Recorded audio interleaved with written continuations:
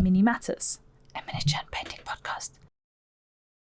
Welcome. Season fucking 4, episode 2. Now you will notice I have put effort into this episode. I did make the boys wait and sit there while I did this, but we have a new layout, and I dare say it's infinitely better.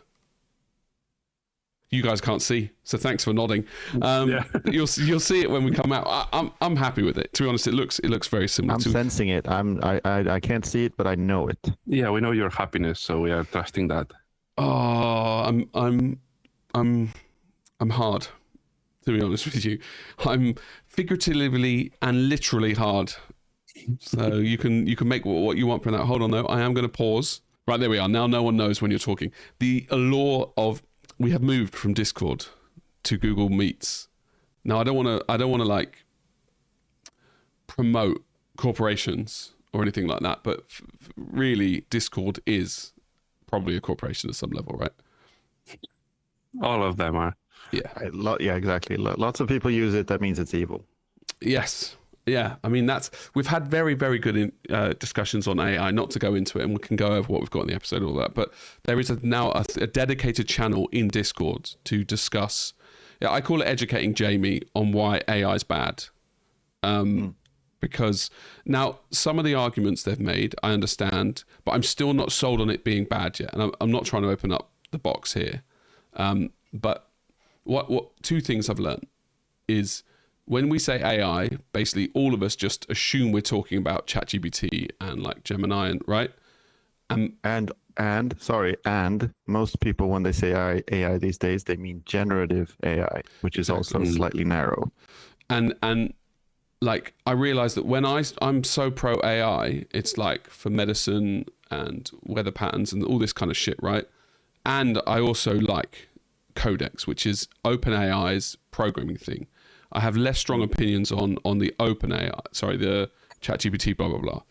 But I haven't got a conclusion. I haven't had a definitive thing that makes me hate it. And I'm hoping I will, because then I'll be part of the normal people who hate it, because it is a very polarized subject. But there's a whole channel, so if you've got an opinion on AI, join the channel, and the channel is called AI is life or death. Something very literal. Yeah, AI is life or death. That's what it is. So jump in there if you want to. But why are we here? Episode 2. And first of all, I have to issue a formal apology. I nearly said complaint to Get Good. Okay. Last episode, I went quite hard. Now, I've since realized they're not on board with my banter. Okay, so it was banter, and it was me trying to reel them in to have some nice fun, a nice two-way relationship, but it went too far. I called them pieces of shit and dirt and disgusting. Now, I've not seen a reaction to that, so I don't know if they hated it. That might have actually been the point when they were like, do you know what? This guy, he's quite funny, but I doubt it.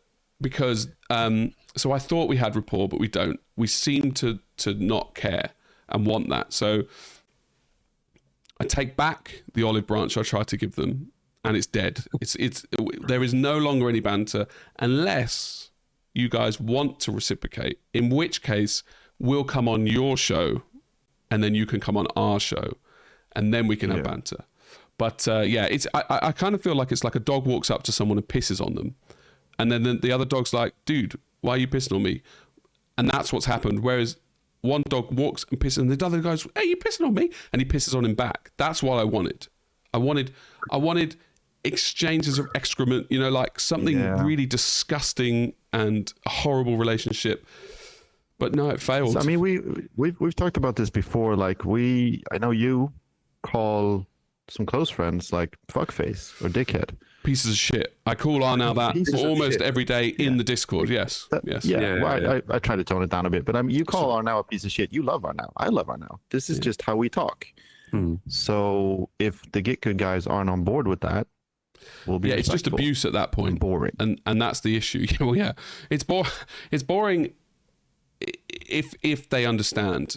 I've just noticed actually Google Meets puts our heads perfectly in alignment, which means that I've broken. We're getting better, I guess. Anyway, yes. So there's a fine line with banter where it's banter and then someone is just crying about it, right? And then it's bullying. It's a bit like if you're a sexy motherfucker, okay? You're like, let's say you're wearing a suit and you've got long hair, you've got a bit of stubble. I can only imagine, yeah. And you've got suave, right? That's not a real word. And you walk up to a chick. Suave is, but okay, yeah, never mind. And she's hot, okay? And you're like, oh, hey, sorry, I just saw you there and I can't help but see how beautiful you are. Would you come on a date with me? Or do you want to grab lunch or something, right? It's fine. That's not sexual harassment. If someone that the girl doesn't want, so a disgusting sleazebag, says the exact same things, that's sexual harassment because she doesn't want that advance, right? That's what's happened here. Now we are 6 minutes into the show, and but that's it. That's my formal apology out there, and my stance on, failed banter, basically. Yeah. So that was very well said. Yeah, very well explained, I guess. Yeah.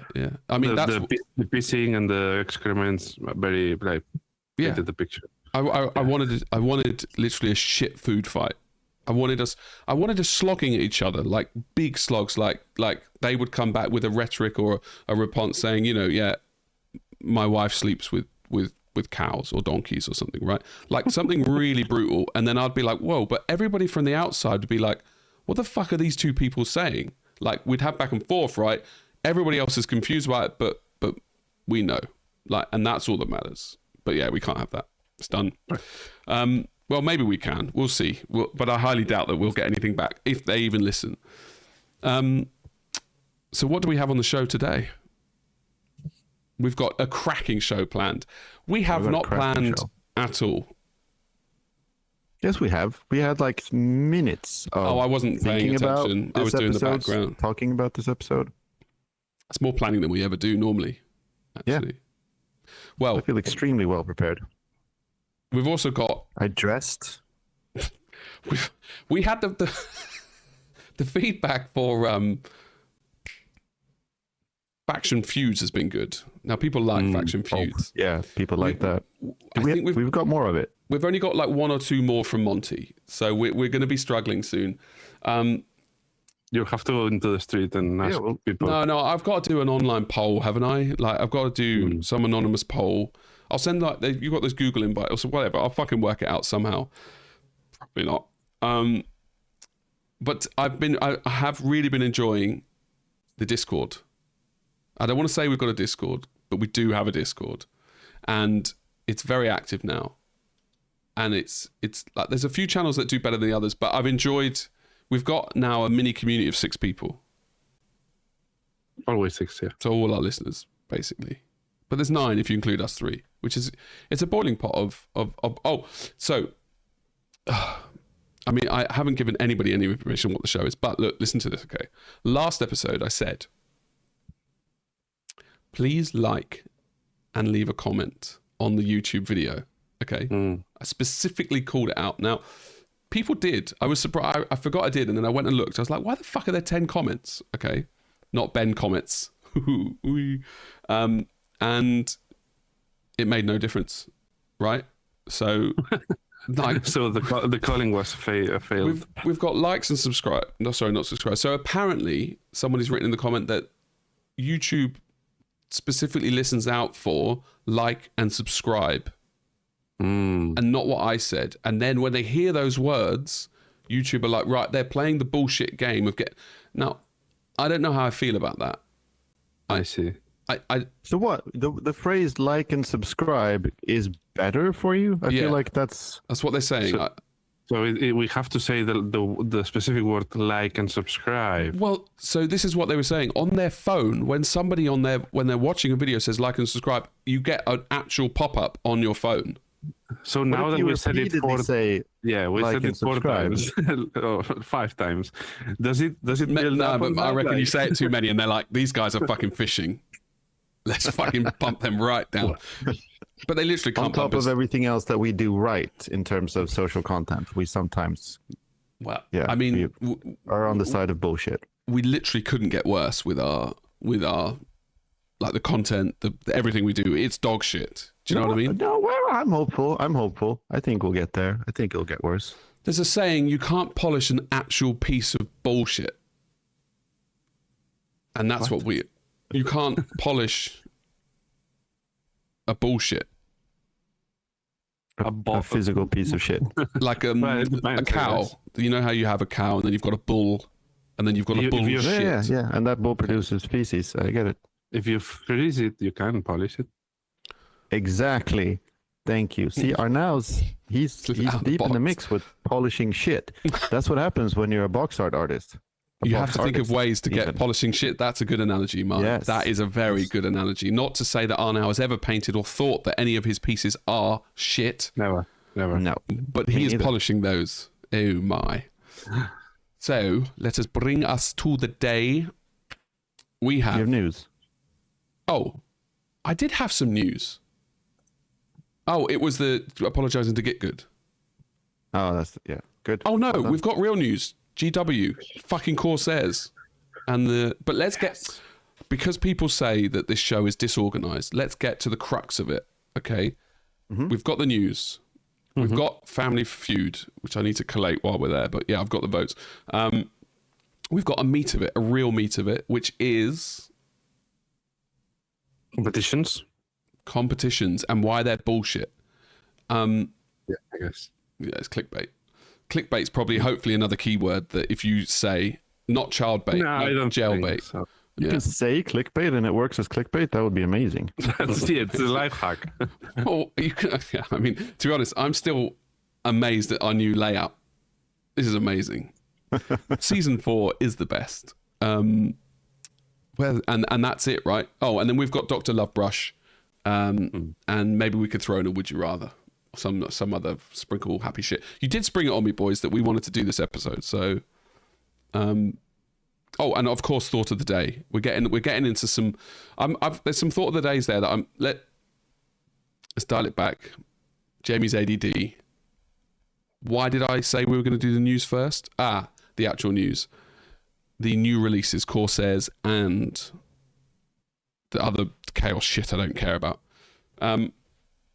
There were Corsairs of two kinds, and then there was other stuff, and we had quick remarks about mostly Eldar stuff. When we talk about hobby, it tends to lean towards Eldar because one of us is very keen on space elves. It's fading in a weird. I mean, no, it's not.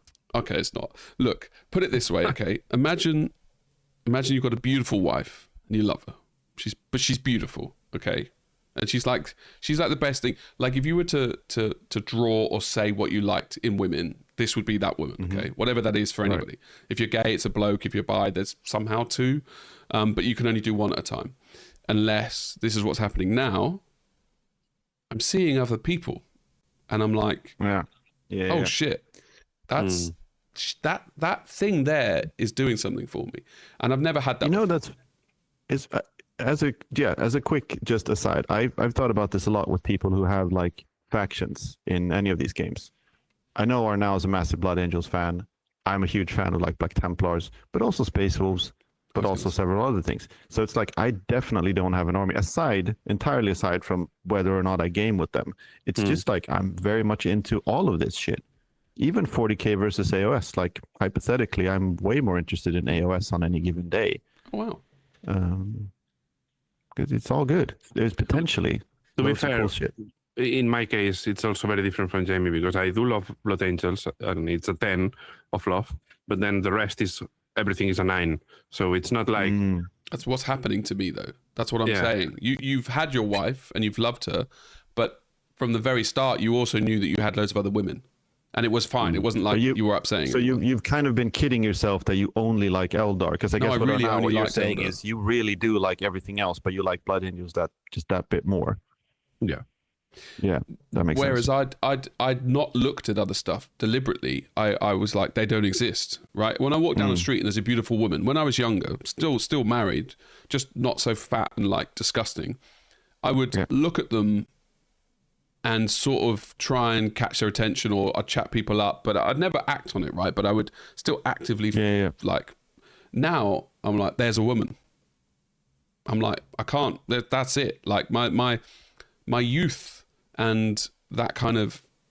Oh, there's a it's slightly gone, but actually it's gone from women now into models. So it's healthy. But yeah, my main point here was that I don't look at other women when I'm on the street. Whereas that was what I had with Warhammer. Sorry, I never looked because I didn't need to. I had everything I wanted. Yeah, of course. But now, since that Warhammer World trip, I'm like, fuck. There's a lot of shit. The out Warhammer there. trip changed your life. We've talked about this. Yeah. Would you The say whole that of there's last anything episode. specifically that was like, is actually dragging your attention away from Eldar? Is it all of the other things at the same time, just the hobby in general? Well, this is why it's also related to the news. It was AOS, sadly. I hate the lore, but the models are good. There's something. It's like the scale is slightly smaller, or something finer. Like it is. I do feel like it's slightly more detailed, or the detail is more. It's finer. I don't know. I don't know how to say it, but yeah. But the caveat to that is the new Corsairs and the Chaos.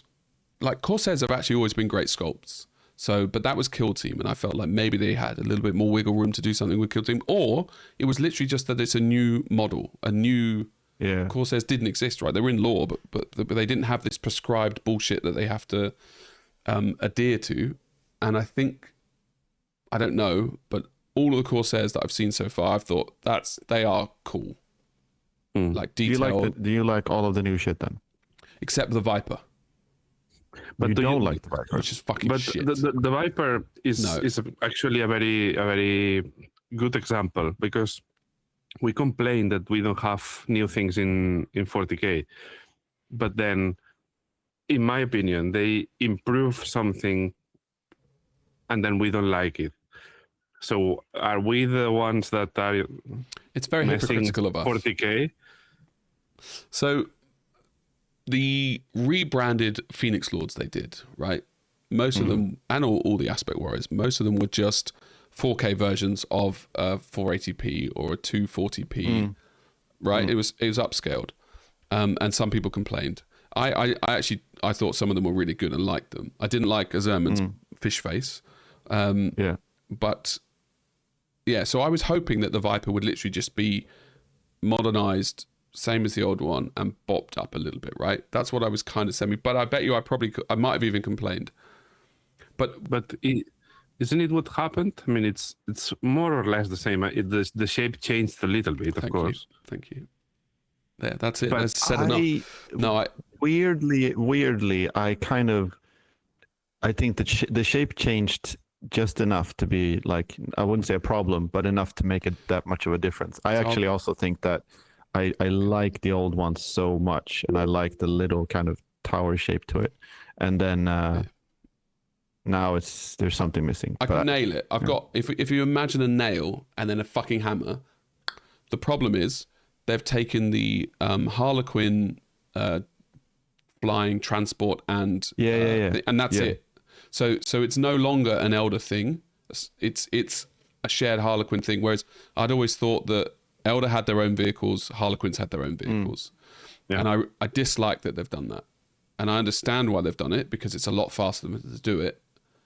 But it's a bit different from that, right? It's not the same vehicle. The front is 100% the same, and probably the back fins and obviously the canopy where the bloke is sitting is that's all new. So all I wanted is sharper at the front. Anyway, we're getting specific into Eldar, but yeah. For all you, but you're not crazy about the Viper, but you did actually like all the Corsair stuff. Do you think? I think Arnaud was alluding to it. Do you think that you like it more because it's not really based on anything old, and because that's just a brand new, unexpected thing, which is kind of why you like AOS as well? I think they're just better sculpts. Is my honest sense. My point was, the only thing that you don't like is the Viper, which is the one that you liked previously. So are we saying that everything that is updating in a slightly heavier way we will not like, or we are up for some changes? Well, I mean, obviously I don't think it's general, so it will be a case by case basis, but is it because it's bad, or is it because it's far away from what you imagine? Because I don't think it's a bad model at all. I reckon there's two answers to it, right? If that Viper came out now and the Harlequin thing didn't exist, I'd be able to accept it more easily, for sure. I really like the Corsair vehicle that they've done, right? Because Corsairs could have a little bit more ties with Harlequins and things. The issue, it really is, it's too far removed from the old Viper. So yeah, basically, that's it. I had a vision, and if I was the art director, I would have liked to kept it a lot more similar, but just modernized it. Because it makes me worried what they'll do to the Graf tank, the Falcon. I'm like, if they, I don't know. Well, it's not been harder. updated, so yeah, I think they will keep it quite close. But yes, that's not to harp on about Eldar, because anybody who hates Eldar would be very bored by this conversation, I think. Yeah, but wrong podcast, guys. If you hate Eldar. Yeah, we should have a after hours for the Patreon. God damn, this layout's nice. I feel like I could improve it a little bit, but yeah, for now. So, what do you guys think of the Corsair stuff? The red Corsair stuff, I should say, the Chaos stuff. I loved it. I think it's one of the first Space Marine kits that it feels like they are proper sculptures instead of just mashups of pieces. They look cohesive, and they look proper sculptures. I really like them. I really like them too. I really like the interpretation of what a Renegade Space Marine is. It didn't really occur to me until I saw them that there's actually a massive point. Yeah. So there's essentially in the lore, there's the idea that some Space Marines are Chaos Space Marines. There's the Legions that switched sides, which arguably are more chaotic and whatever. And then there's billions of like war bands that go to that side. But Chaos is kind of like a narrow concept for anything that isn't Imperial. And then there's a little bit of a gray area between where there's loads of Space Marines and even more so like Imperial Guard and Mechanica stuff that just leaves the Imperium but doesn't fully join the Chaos cause or they don't align themselves with any god. They don't like Abaddon, all that stuff. So they're sort of in between. And I like that idea because the Imperium is quite strict. So in the lore, there's definitely, I think, a huge, I can really see someone being disowned by the Imperium and going, well, I'm not a Khorne worshipper just because I fucked up for the Imperium. What do I do now? And this is kind of a cool answer to that. It's Space Marines that desperately want to have a point in life, but they're not ready to join the Black Legion. But so it's more they don't like the Emperor and they think he's a twat, but they don't love Chaos. Potentially, or most likely, we can assume that they don't. They're not welcome in the Imperium, and most likely they've also been pretty unhappy themselves. And then exactly, they're not fully Chaos. So the idea of Renegade Space Marines, and which is the way they're designed, I really like that interpretation. There's not a lot of stars and demonic mouths and mutations and all the rest of it. It's an in between. It's just kind of they've never had models rough before. And funky. What's that? They've never had models before. Then not really. No, they used to. There's Huron Blackheart in the lore is the leader of the Red Corsairs, and when they they did like an heavy metal collection for the Red Corsairs in the past, but they just painted regular Chaos Space Marines in their colors, like the red and black colors. And now this is like a fully fleshed out range. And I really appreciate the design language that they chose to actually make them look like their own thing. And you can still have Chaos Space Marines with the upgrade bits and everything. And that kind of does also make sense, I suppose, if there's going to be some Red Corsairs that are way more into Chaos and some that are less. So it's a cool take. It's a nice way to like bridge the gap between Chaos and Loyalists, and then these guys that are in between. There's more of a spectrum now. It gives me a lot of hope that, like I said, that GW are now through this making HD versions of just bland bullshit. We'll see what the next few releases are, but like there's infinite, to go back to Eldar, like Exodites. You've got like so many versions of Exodites that you could do. Now they're doing the Corsairs, which they've all have been in the lore, right? You had Rangers, Corsairs, blah blah blah, people who would negotiate with Space Marines, etc. So maybe, I mean, if these red blokes haven't been, like, I wonder if the Corsairs are even going to get their own detachments and shit. But they could be building like mini armies, like the crew. Not. I think definitely, yeah. Like there's been rumors of more Corsair stuff. I guess this is probably it. Yeah. But I could definitely see that turning into its own army, and I guess also with things like Harlequins bridging the gap between the Craft World Eldar and the Dark Eldar. Yeah. I guess this is just like another way to do that, and you can kind of put together your own Eldar force and have, again, this more of a spectrum on that side of the lore. Happy days. Long may it continue. Happy days. Oh no. And then apparently there were other things that no one gives a shit about. You know, it's cool. It's cool to see See anything else? It's cool to like the Custodes stuff was nice, I guess. Okay, no, I like the new Custodes stuff. Yeah. It's a bit bland. I liked it. I mean, they are a good update. The other ones were midgets, and this one they look a lot more up to date. They're huge. I did like the poses as well. They're quite imposing and like statuesque. And I like to see them in real life. How they compare to a Space Marine, a normal intercessor. They are going to be inherently boring, though, aren't they? You say the release is boring, but it's because they've only got like 5 fucking units. So yeah, they just update. Yeah, no, I don't know. That's a bit unfair. It's just kind of the way they look and the difference between them. I also think Custodes just shouldn't be an army. I think they should be. Really either. They should be part of the Space I don't know how Marines to use them in the right? game, but yeah, they're just so like completely over the top powerful that I don't really ever see them being more than a couple at a time at any given point. But yeah, that doesn't matter. But the design of the new stuff is nice. I like that. I actually quite like there was a Zinj character for AOS that I thought looked really cool too. Yeah, a bit not bland, but maybe expected. Like very little predictable. Yeah. Oh yeah, it's very predictable. Yeah, exactly. I mean, yeah, so happy. Did it not a ping on your radar that Zinj? Nah, literally, Eldar was. I watched the Eldar part and I turned it off. Don't care about anything else. I mean, don't get me wrong. Earlier, like 20 minutes ago, I just said I changed, and I have. But it doesn't mean I'm fishing out for other shit. Do you know what I mean? It's not like to use the analogy of being married. I'm not going on, Grindr and dating apps. I'm happy to walk along the street and I see someone and go, "Fuck, that's nice." But yeah, I don't want to search for it. Oh my gosh. I like that you said Grindr. Eldar. Can you stop 1 second? Of course I can. We can now jump, I believe, into we've finished the little the meat of it, which is semi-related. Or do you quickly want a quick? No. Let's do the meat of it. Let's fucking. So this is going to be nice. This is going to be cathartic and interesting. Now. Oh no, this isn't the heavy metal one. Oh shit, this is the competition one. You really wanted to talk. I thought we were going to jump in. We'll save the heavy metal one for the next episode, right?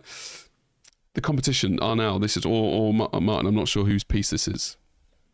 Mostly are now, but we've both got some thoughts about this, and I think we haven't talked about competitions much in this podcast. We talked about some specific competitions, and especially around the last few months when we were competing.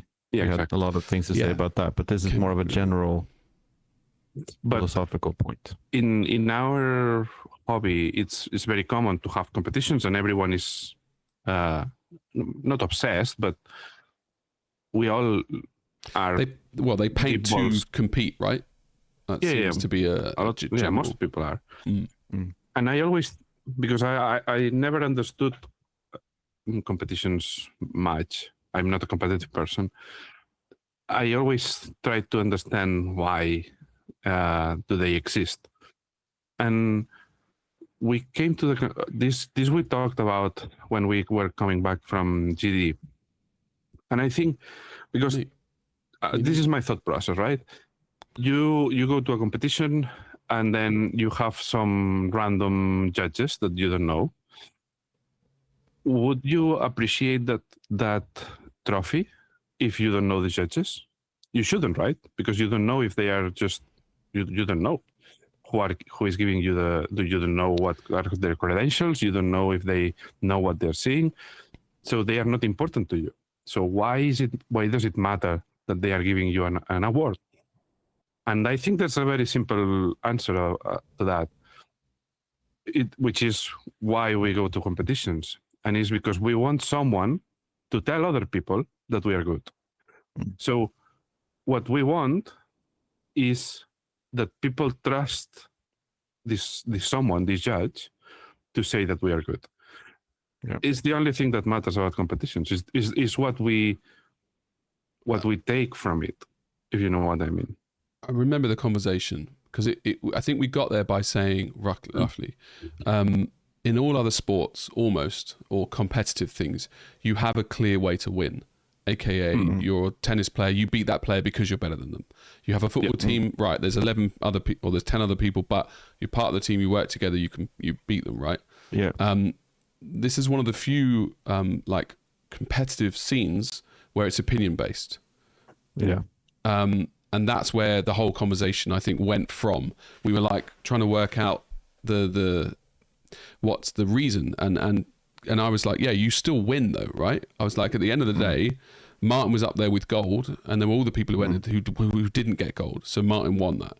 And then we were trying to work out, that was just an example, Martin, rather than your piece didn't deserve to win gold. Then we were trying to work out, you know, whereas so it is a very, it's in its own thing, this competitive. But here's another, going off of exactly what you just said now, the thing that's always so weird to me, and now you were saying this too, like there's all these other competitive fields, sports, like you said, you know, even if you're like a skater and you perform in a competition and you do a bunch of tricks, and then the judges are like, damn, that's really good, and they give you awards. You're not specifically competing against other people in that one-on-one sense. Even then, most people will probably say like, yeah, that's clearly very impressive, well done. But what I think is even more relevant is look at every other expression of like art. If not to go back to that whole thing of whether this is art, but let's say it is. I've never met anyone where they were like, yeah, I started painting watercolors, I'm really into it, I think I'm doing really well, and I go, oh, are you competing? Yeah. Do you ever go to a watercolor convention and you bring your paintings and you compete? Do you do that? Or someone's into that would be fun. Crocheting and it's like, yeah, but do you win though? Like, you're really good at crocheting, but like, do you have awards? Are you the best? Like, that's completely irrelevant in all of those creative fields. And even if we skip art, just call it a hobby. Like, I don't know people who compete as part of their hobby, if their hobby is this kind of this creative, sitting at a desk with a paintbrush or a scalpel or something. That's just not what people do, but we do, and we take it for granted. Which is what Arnaud was saying. Like most people we know in this hobby will have a relationship to painting or to competitions. They'll either do it or definitely choose not to do it. And this creates a new thing, which is, I think, the last key of everything, and it ties it together, which is levels. We are obsessed with levels of painting, right? And you never go to a museum and see different canvases and you say, this has better level than this one. It's fucking nuts to even think about this. Yeah. But you know, you like it or you don't like it. We don't say this brushstroke has more level than this one. It's fucking insane to think about this. Yeah, it is completely. And we're very happy to. Sorry, go ahead. But we created this sort of tier-based wall or hobby, and we are so desperate to be on the top part of the level that we need competitions for some guys to say to the other guys that we are on the top level. So it's fucked up as a whole. Like, if you think about it. And that brings me to the other thing you were saying, which I think is so interesting, is, and you said it really well, that we want other people, we want judges to tell not us that we've done well, but to tell everyone else that we've done well. Yeah. And I think it's really useful if you're competing, and if you're not, if you're into this. I hear people all the time say like, well, you know, one day I want to win a golden demon. I think, yeah, me too. Shit. I think it's really useful to actually try to ask yourself as honestly as possible what it is you want. Like, what do you want out of this? Because you probably want validation and appreciation and affirmation, I guess. But so, you know, you want validation that you've done a good job. And how are you going to get that? How is that actually going to work? How can you get it? From who do you want it? And what's that going to do to you? I've found in the last few years of competing, because at the same time as all this competing, I've gotten to know more people and people that I really look up to and think are really good painters. And I've been able to really notice in myself the difference between what a judge thinks and what that person thinks, and how those conversations go. I mean, just the two of you at Golden Demon. I can tell you really specifically what a difference it was to have you two look at my piece and then winning something for it. It's not necessarily just better or worse, but I have to kind of be honest with myself about like, why does one matter over the other, and what's the difference between them? If I spoke to no one, sorry, just to say, if I spoke to no one about my Golden Demon piece, I went there by myself, I didn't speak to anyone about it, maybe, the handshake from the other competitors, and then I just go home with my gold. I can't see how I would be happy with that. Yeah. And a lot of people will answer this question saying that is a checkpoint or is a way to see what I'm in, what level I'm at, right? But again, it's like, why do you care? What level are you at? Why do you care? Yeah. Why? Exactly. You just paint and do your hobby, right? And try to be better, of course. And you can go to a professional and ask advice and everything. So. Yeah. So I've written down obviously now because sure. Go on. The first thing is why I would like to win a Golden Demon. Why you said it, Martin. And I think it's because I want to have people remember my piece. Is why I would want to win it. It's not for me being the best at that event. It's to influence other people. So all my memories of Golden Demon when I was young, the piece is just a semi-magical to me. And obviously I was only exposed to it because they won. Like there's quite a few I have in my head from like 97 to 99 that I really liked. But you are personifying this feeling or giving it to the piece, but the piece is yours. So at the end of the day, it's the same. So you want that. So you want that fame for yourself, not for the piece, if you know what I mean. The piece don't give a shit because it's a piece of plastic. I hear the words. I do get what you're saying, Jamie. I have to completely agree, actually, or I completely understand. Don't get me wrong. I understand completely wanting to be memorable, but you want it to be memorable for yourself. No, if not, it doesn't make any sense. This is it's the providence of something painted for Golden Demon. Like it gives it a kind of a life, and you especially looking back at like the old pamphlets we have from Golden Demon in the early 2000s. Like it's different. There's some credibility to it. This goes back to the whole thing on when we had the discussion about having kids is because you want to have kids, or I can't remember the exact thing, right? Like having kids is selfish. Yeah, and I was like, we had like a 2-hour conversation on this where the concept blew my mind because I'd never heard those words. I can't remember where we got with that, but I actually think that this isn't what is for me. It's not that I want it for myself, that not the kids, the Golden Demon. I think I want, well, yes, okay, but not the way you're framing it. I want to be part of that community. I want to be in there and contributing and just feeling it, absorbing it, and then having that for the rest of my life, as it were. So yes, I agree with the statement, but it's not like, it doesn't feel like it's selfish. I want to contribute. I don't think it's selfish, but what does it differentiates a Golden Demon piece from a piece that is not Golden Demon, that it's memorable as well? Because you can do a piece it's very memorable, and it's not Golden Demon related. Yeah, I do agree with that, but Golden Demon gives you a platform. It's like you could sell something in a yard sale, as they say in America, or you could throw it on eBay. You're going to get more exposure on, and that's how I feel like for Golden Demon. But I agree. And don't get me wrong, this seems like I'm against it, but I'm not at all. Like I compete in Golden Demon, and I would love to win a demon or a sword. So the fact that this exists doesn't mean that we should hate it. It's just a thing that exists.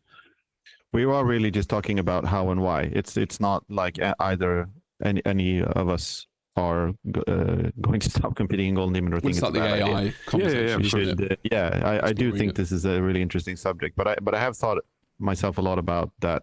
that feeling of like why, especially the times I didn't win anything. It's really important. I said this before, that like the good feeling you get from doing it has to be greater than the bad feeling you get from not winning something. It has to. It has to be more fun. Maybe not the 5 minutes after the award ceremony, but like overall from that project. If you spent 6 months painting something and you thought it was fucking miserable, and then you didn't win an award for it, like maybe you shouldn't have done that. Maybe like find another hobby or just paint for yourself, whatever it is. But like if you still think, yeah, that was a really enjoyable thing I did, and maybe you pushed yourself, maybe it was a great challenge that you overcame and you had a deadline and you did it, you should like embrace that feeling, no matter what kind of an award you get. Obviously easy for me to say because I did win something last time, but for many years I didn't. Well, and it did weigh down on you slightly.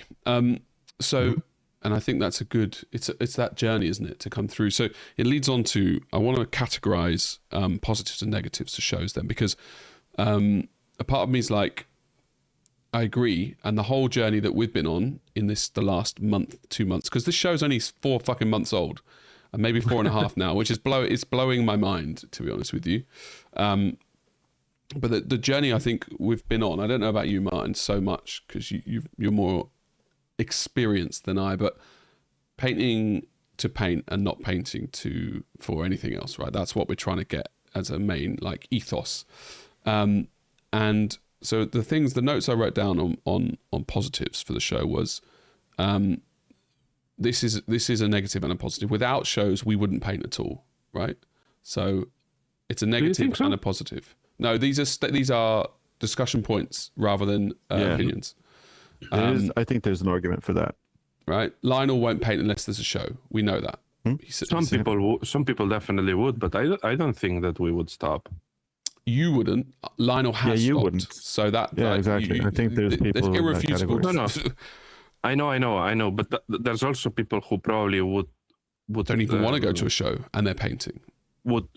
Or now they hate shows. They think they are super toxic, and without them, they would feel like the community is better. So that's why I was saying it. That one is on a both. I think there's pros and negatives, and I personally think if you're only painting for shows, it's the wrong way to do it. But that's, for the first 4 years of my painting, or I only painted for 2 years before I quit. But so for the first 2 years of my painting life, I was only painting for shows, and I couldn't get that motivation to sit down. And it wasn't like I was chasing a victory, but it was a massive driver for me. Do I want to play Diablo or do I want to paint? Oh no, I want to do well in this competition and push myself. So, okay, I'm going to go and sit down, right? So that, in my opinion, is a good plus point for a show. It gives you a focal point, something to focus on, to be able to push past where you would normally be. And then it's a negative because of all the reasons we said in the last shows, which we won't link to, and you can just fucking listen to every show to realize it. But it's that it's toxic, or it's poisonous that you're chasing this thing, because then you're trying to get perfection. You're not doing for fun. You're not going to learn. But everyone is different. So that is but we can. I don't know if you guys want to add anything before I go to my next point. Well, I was thinking about how some sports a lot of things are just built through competitions. And, we have professional football players that their lives is to compete. So competing and being the reason of your existence in the hobby is not bad by itself. It can turn bad if you don't know how to separate what it means to win or to lose. Because, if you cannot relativize the meaning of those awards, then it can turn very toxic and make you not enjoy. Because at the end of the day, our point is for you to enjoy this hobby. And if you enjoy it through competitions, fine, perfect, awesome. But enjoy it. Don't let awards win or lose. The opinion, right? Yeah. I mean, absolutely. Go on, man. Sorry. It's not necessarily a bad reason to paint for a competition. That's not a bad reason to paint, but it's you should again, like I was saying, try to be a bit honest with yourself about it. Painting something, I was just thinking about it now when you said it, Jamie. Painting something just for painting, doing something, the kind of ultimate test, if you want to like do that to yourself, is paint something and decide when you start that you're never going to show it to anyone. Yeah, that would be the ultimate. That would be the real, like, see if you can do that and what you think of it. How does that make you feel painting something and deciding like categorically, I'm never going to show this to anyone. Put as much effort as you can. Yeah, exactly. And not show it to anyone. If you think that this idea is nuts, then there's something to think about. Exactly. That should tell you something. Which leads it very nicely into our Taskmasters. We have a sideshow with but Taskmasters is great. But I mean that we've touched on that before, and it was a mind blower for me that I didn't like to share stuff on social media like all the time, but I for sure was like excited to share it on social media to see it's not even like, a really just, oh, that's amazing, I didn't care about. I sort of just wanted to be like, yeah, it's a weird, I don't know, I can't remember. Anyway, next point was, without the shows, we wouldn't see loads of models, right? So by having a competition, you're enabling 200, 300 pieces that you can go and view, and that wouldn't exist anywhere else, right?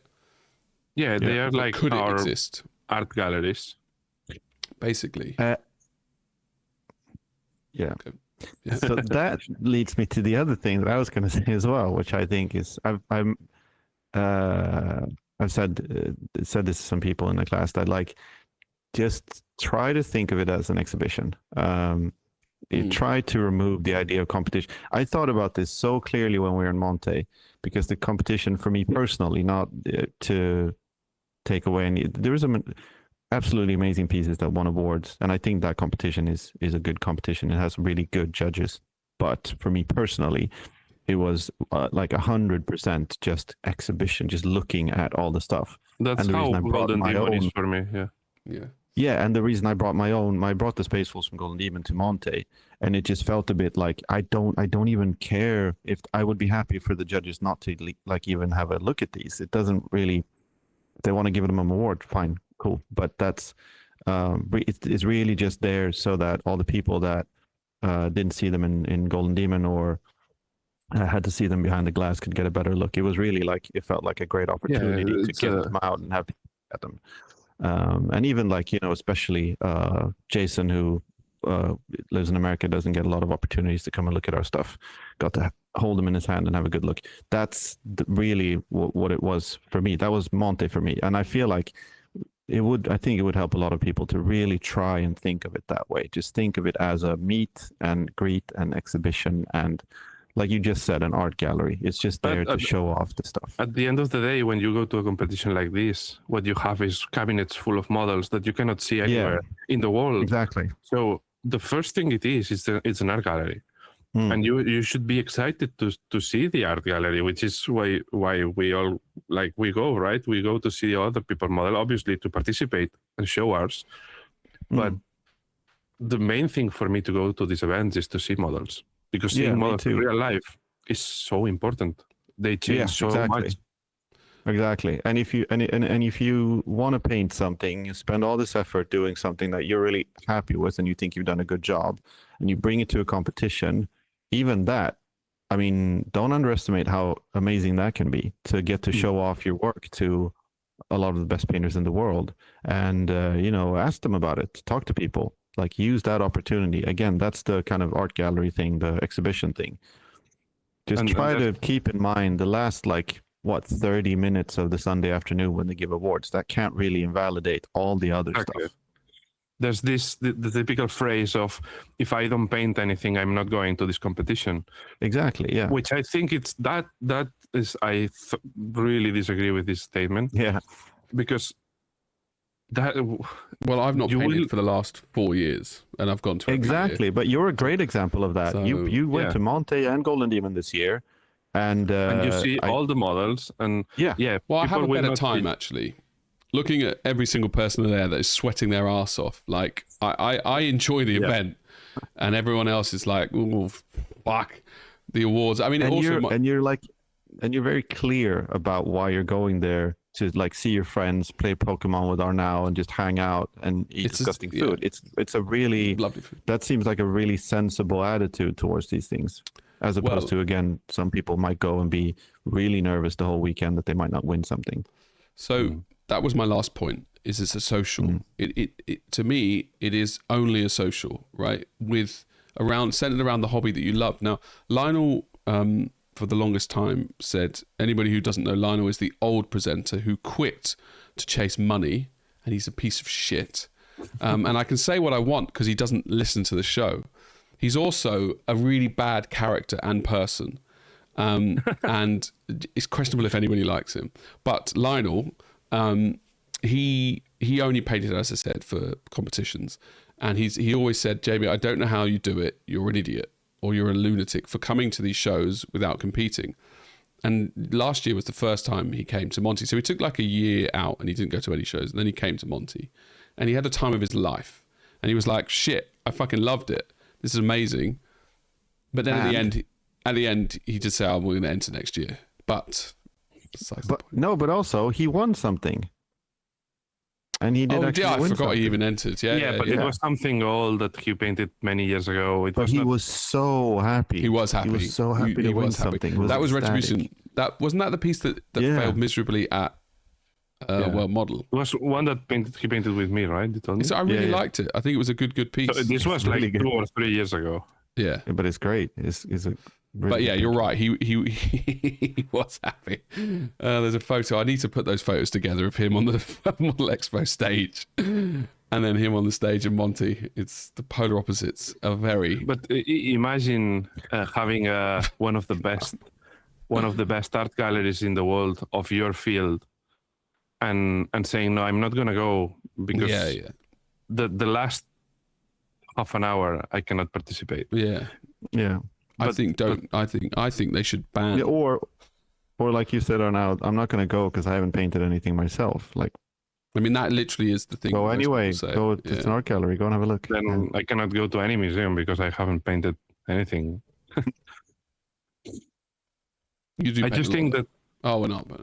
No, I mean a canvas, but I do think we have very quirky stuff in our industry that, when you think about it, it's like, why do we do this? Why are we so different in this regard? Well,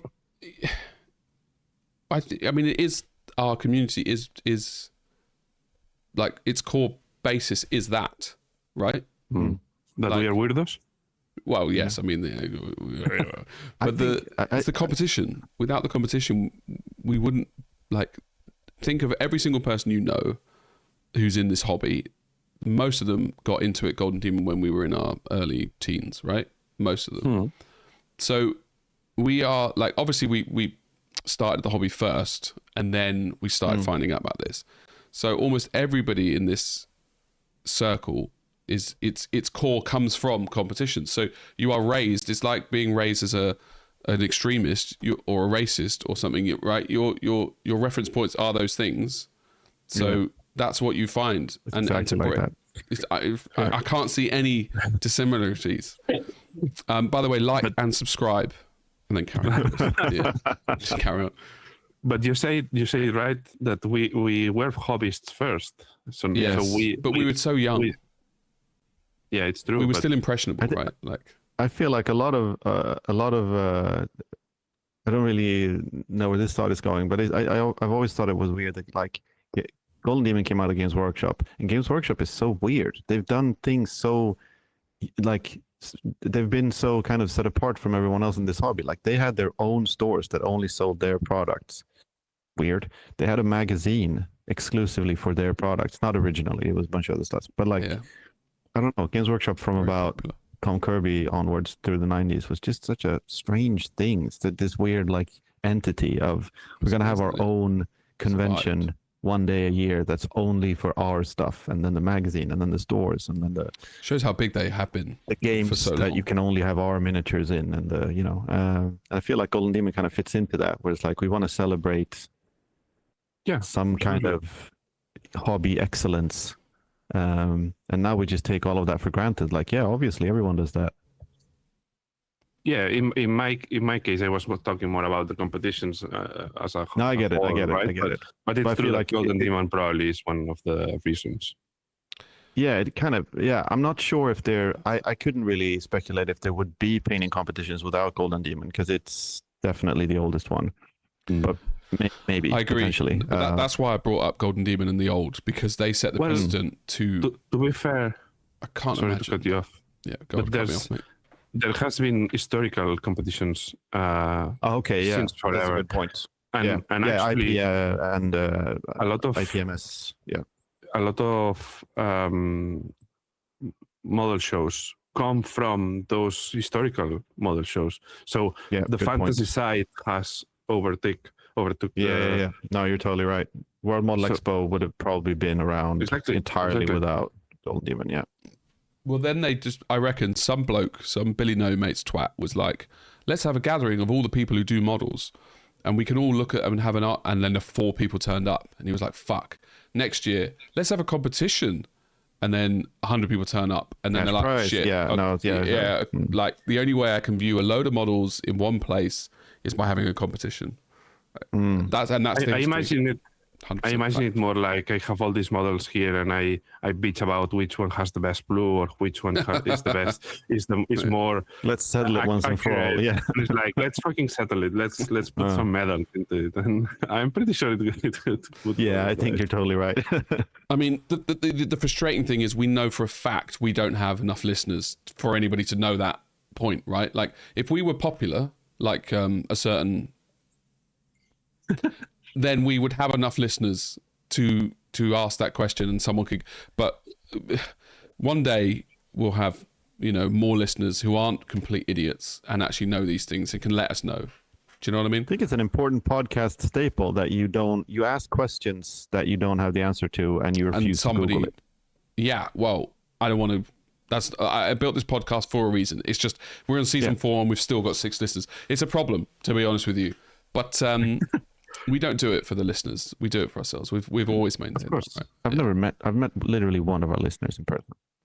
Yeah, me. We say that we have 6, but I think we could have 4, and we wouldn't notice.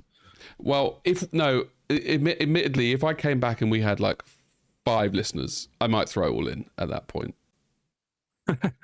Going down to 5, 6 is good. To be honest, it's a sweet number. Yeah, it's like I'm pretty happy. I'm going to make T-shirts, okay? I'm still look. I've never publicly admitted it, so maybe somebody will say they would buy a T-shirt.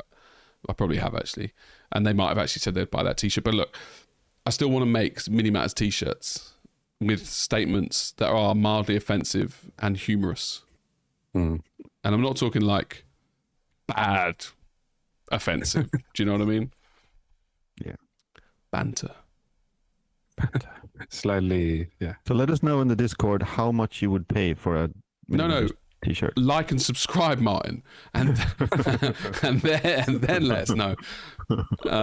My mistake. Yes. Okay. So I think we should unpack this competition thing now. I feel like this is the pre-chaff. This is this is getting our opinions out there, and then next episode we can actually talk about it in 6 months or something of why they're bad, because we basically haven't said they're bad. Well, it's not like why they're bad, because that's already making a conclusion, right? A little bit. It's like why do they exist in the first place? Yeah, that's the episode. And then that's what we'll do next episode. All right. Do you know what I mean? Also, what I will say is we've gotten really good at making these episodes long, because we're like an hour and 15 in.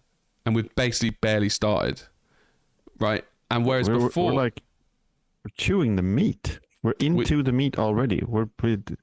I'm ready for it. Never took. Like we're about to wrap it up. The meat of it never took part like that.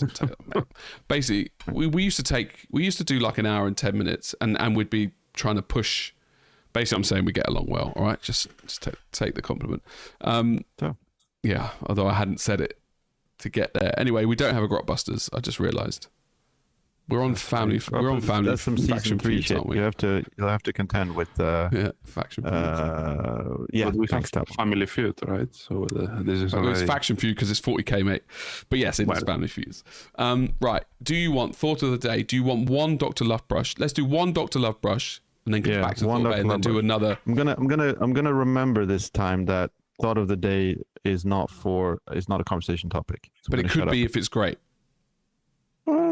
Yeah, love. I think I've slightly love things I love and things I hate. We don't need to, but they can. It's fine. No. Like we need to fill up this. We need to fill this shit. Do you know what I mean?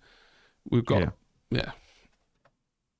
So what do you want? Okay, wait. Right. So LG asked this literally 4 months ago, but we've just not done them because we've taken up too long. Is it one of the Are Now questions exclusively for Are Now? No. But probably. And this question on LG is Lionel. Okay. Yeah.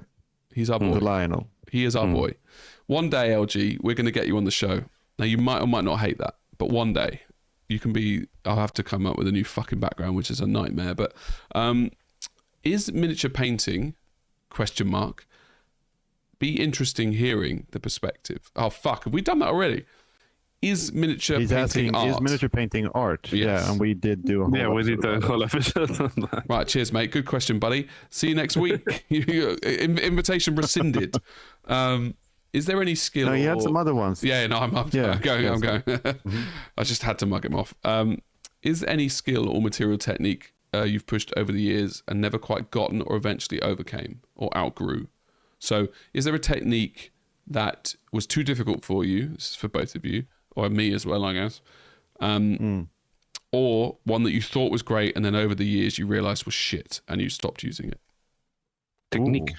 Well, dry brush, for example, there's never going to be a reason why you wouldn't use that, and it's timeless. Well, I don't know if you remember an episode that I said that the word techniques, I didn't like it. LG, double rescinded. You're going to have to do something very good to get on the show now because you've annoyed R now. Well, or now, can you just not like There is replace the word techniques, technique though. with method or Yeah. But piece of equipment or What I mean is I that- wanted to just publicly humiliate LG. No. Do you know when? we'll get you on the episode. You can get him back. Of course, It'll be of fine. course. Yeah. Do you know when in the anime when they do a technique, they announce the technique? Yes, they Like- do. They like- shout it. They shout it so you know what Yeah. it comes, right? And if they You don't- do that with dry brushing, don't you, Jamie? Exactly. And this is for me. This is what techniques sound like. So when you say dry brush, it's like Yeah, you dry shout brush. dry brush and you do it. And if in my opinion, it's just using the brush, right? Sometimes it's drier, sometimes it's wetter, sometimes it's more loaded, sometimes it's not. But they blend together all these techniques. No, but dry brush is by itself. But I get what you're saying. Yeah, obviously, and I I get don't what you're use saying. dry brush. But what I mean is, So that's one you've outgrown then, for sure. Because you would have. well, I do use it, I guess, sometimes. I think you do. Dry brushing when you've got the makeup brushes, that's dry brushes, basically, isn't it? Yeah, and sometimes you just go over details with the flat brush. So it's a form of dry brush. It's not dry brush, but it's a form of dry brush. But that's what I mean. That it's like, Michael, you've triggered him. I hope you're happy. This is I Such a feel weird like answer to this question. Like, trauma. I feel like this is like an autistic answer to this question because Yeah. oh yeah, I don't I really, agree.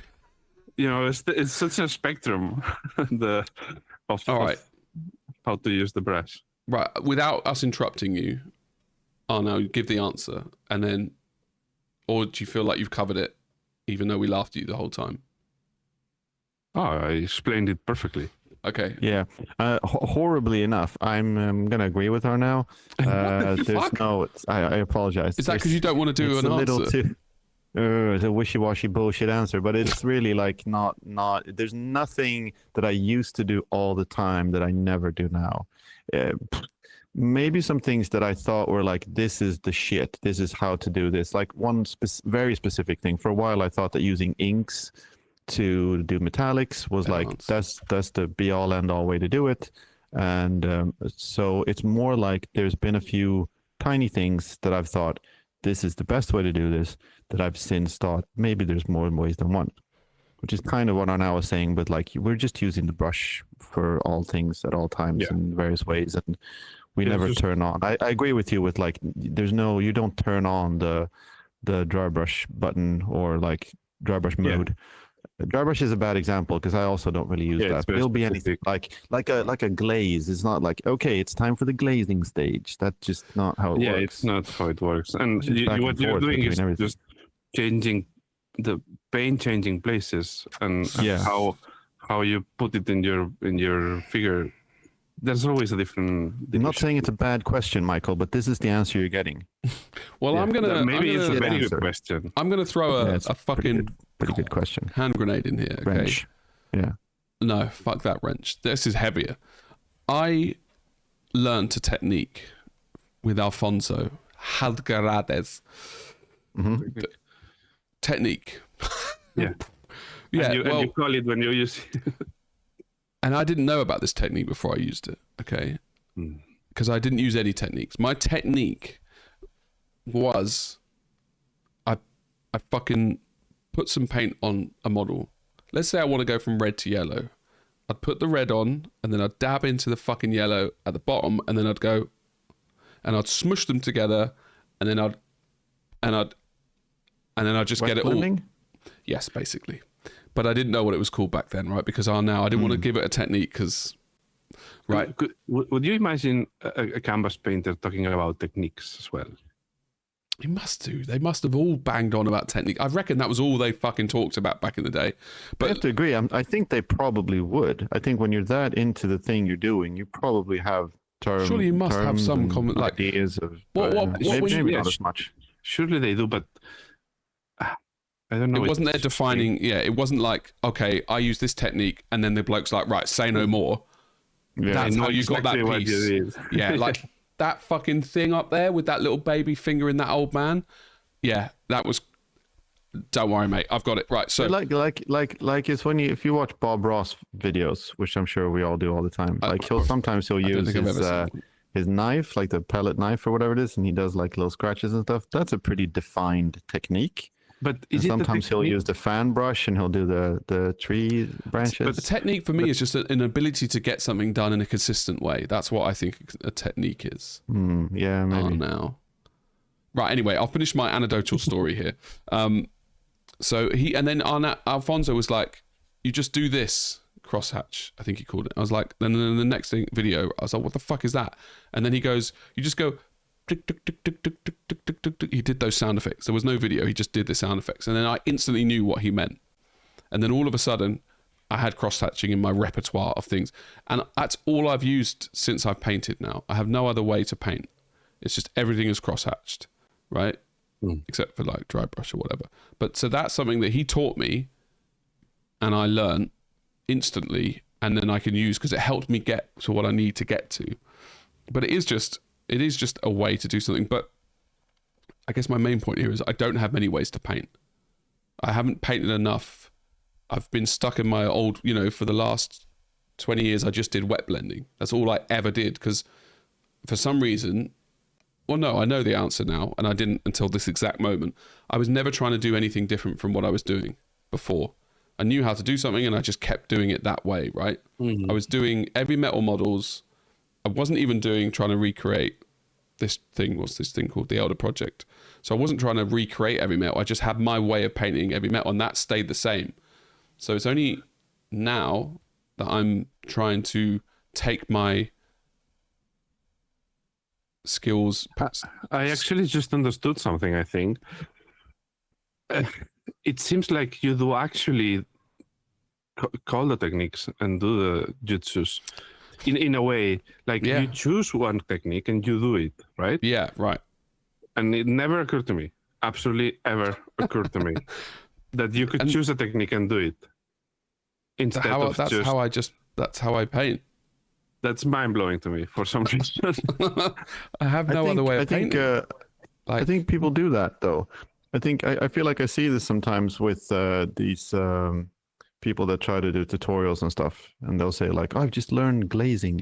Again, like it's something that you can kind of turn on. I think I people remember do when that. Especially when it's like army painting, they'll have like a dry brush stage and then a wash stage and then this stage and another. You know? Yeah, that I can understand, of course. But when painting, I don't know. It never occurred to me that you put your mindset into one technique and then you do that technique, and then it's in brackets. You know, you yeah, that, it is. I've got no other. So I've got 2 techniques. That's all I've got.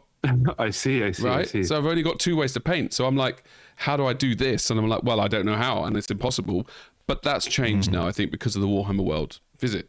Yeah. So I've only ever had 2 techniques because I've only ever wanted to do 2 things, and anything else that was not in that remit of something I saw and I just knew I couldn't do, right?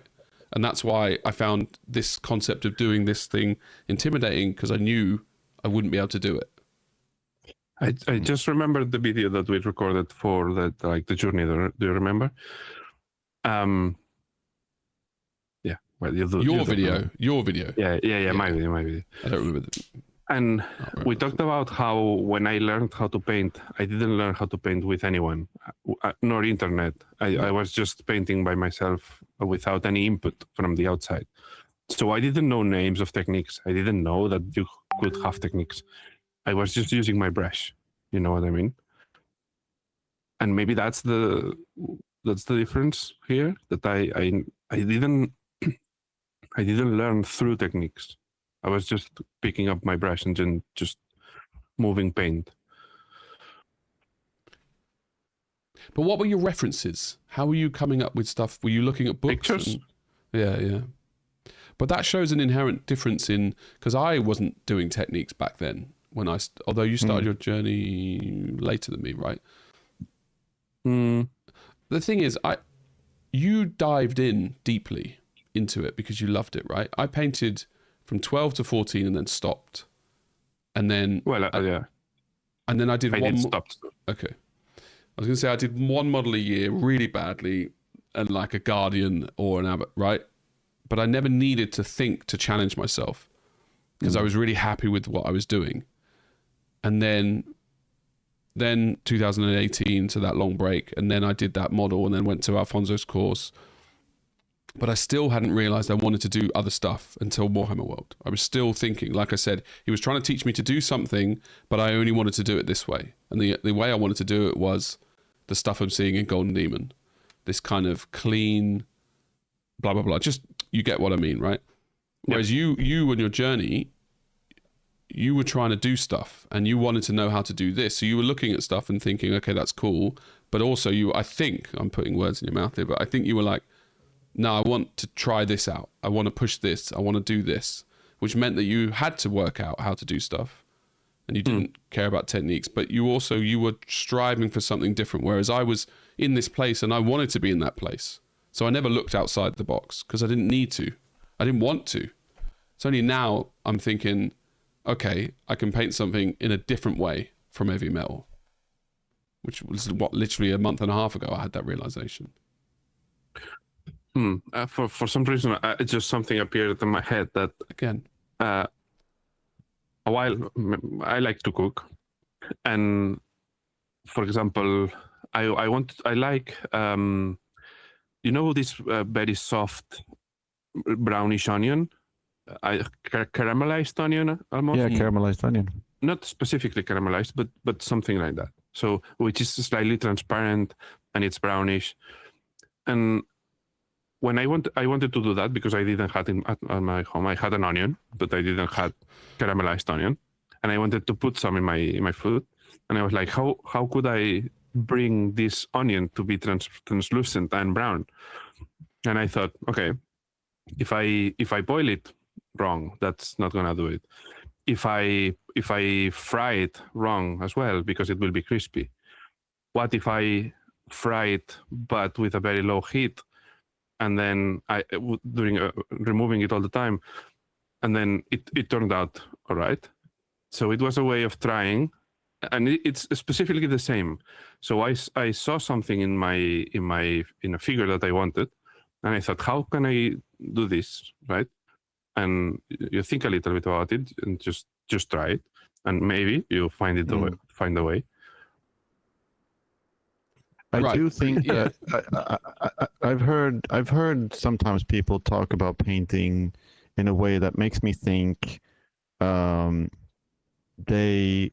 assume that everything is a technique, which technically is probably true, but it's kind of it becomes the opposite of what Arnaud's talking about. So instead of just going, well, I'll just paint, I'll put some paint on a palette and I'll mix it with some water, and then that's when I'll just do all the things.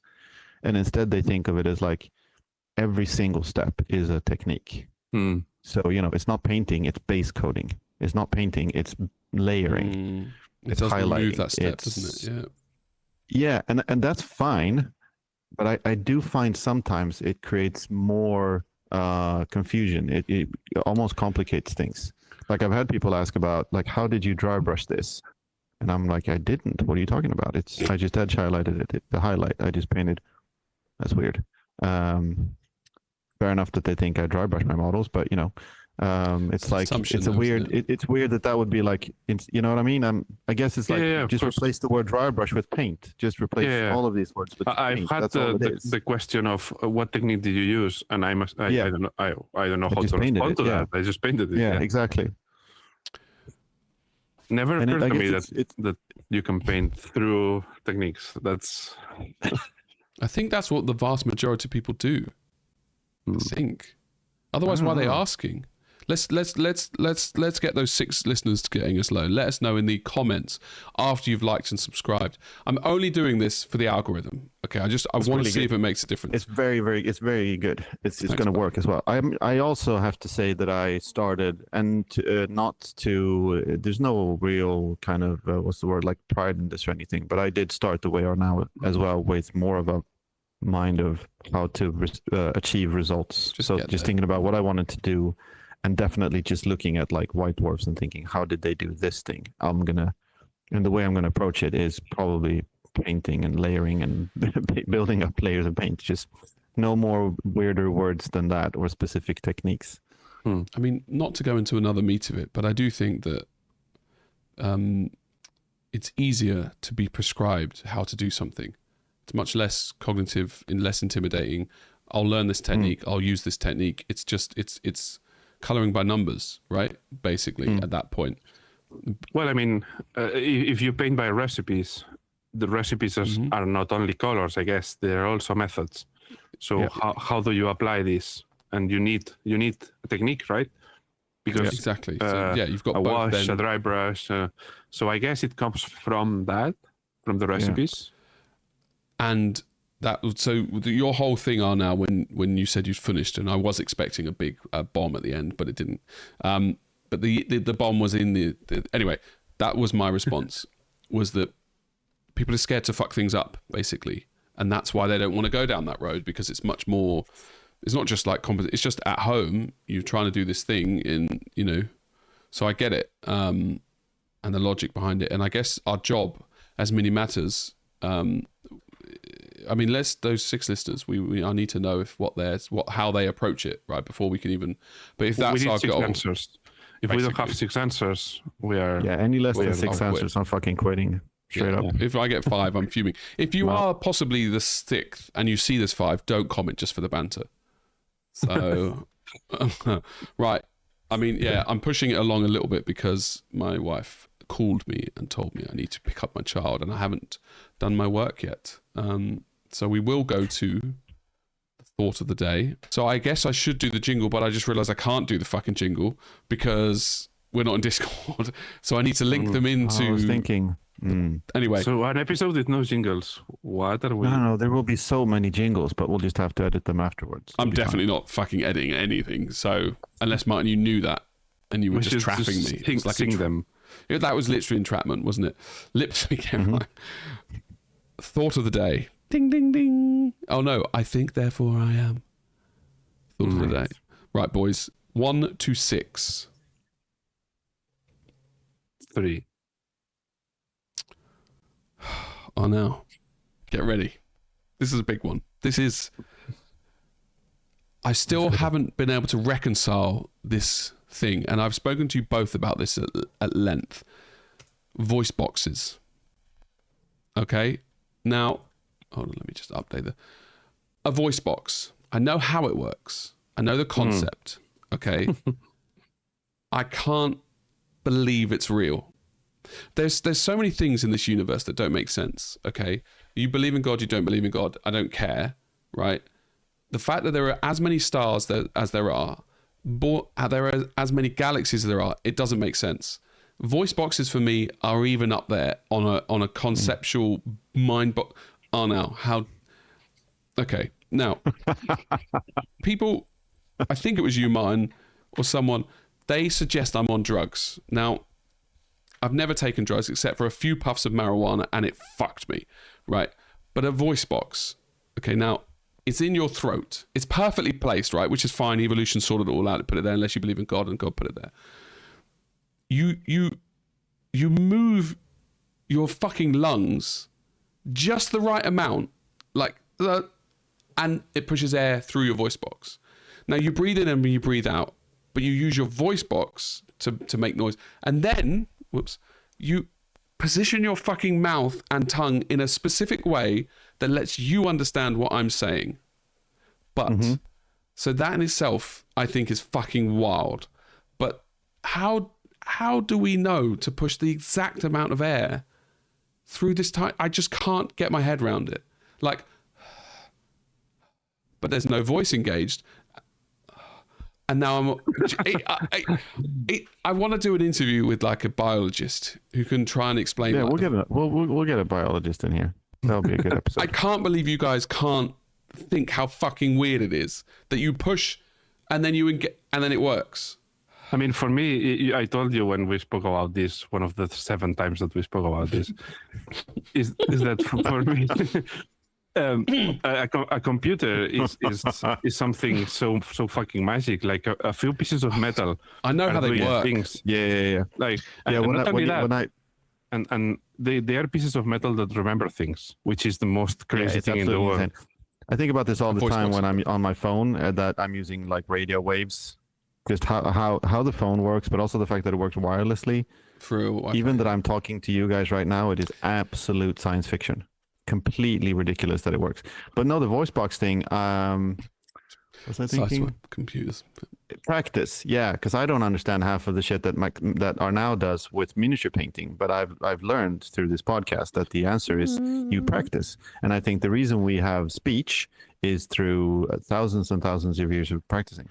And most people don't understand half of what Jamie says, and we through practice we understand exactly. Well, you just said now, Jamie, that you're just spewing out all of these crazy things, and then people understand you, which is true of the both of us. Being optimistic, yeah. Do you know who didn't understand me?